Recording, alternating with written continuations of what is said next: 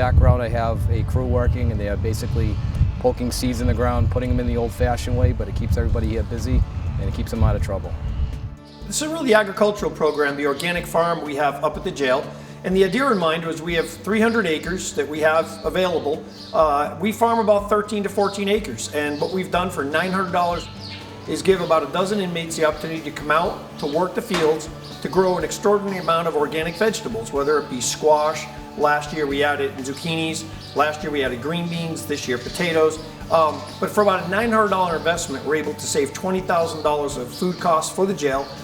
We're also able to distribute thousands of pounds of food to food pantries all over Worcester County. And we're able to do an enormous amount of good just with pumpkins that we distribute as well in the fall to senior centers and such.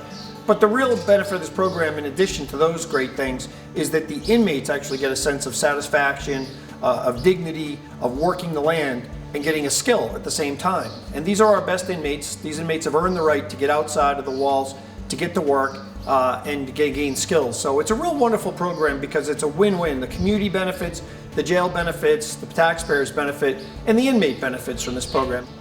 This is hard work.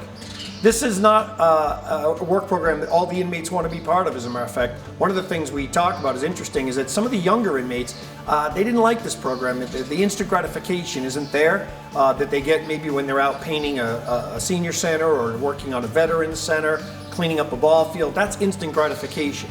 But farming takes patience, takes time, and it's hard work. And we've had some better luck with some of our older inmates that seem to appreciate that. But the reality is it's a wonderful program. I'm very proud of it. The David's leadership, Lieutenant, his leadership in this program is unbelievable.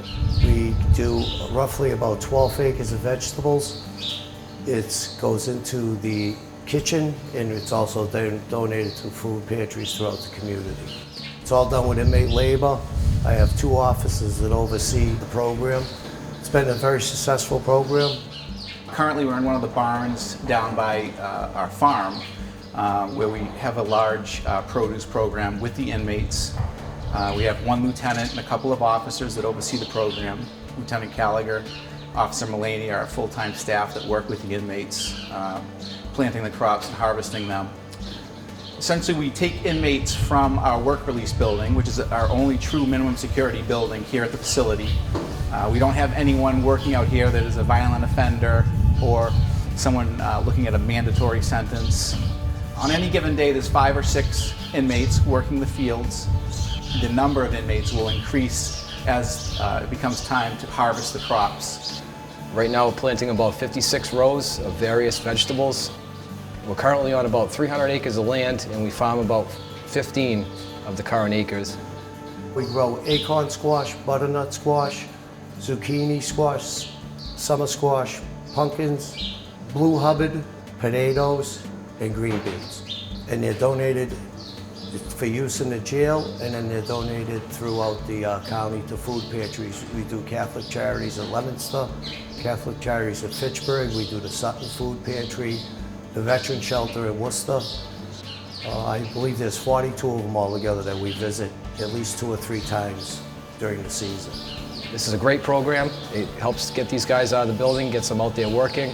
To be outside and working the land gives them a sense of purpose and satisfaction that is rewarding, and you can tell in the way that it affects them. It's a program that we just look to keep making a little bit bigger and a little bit better every year.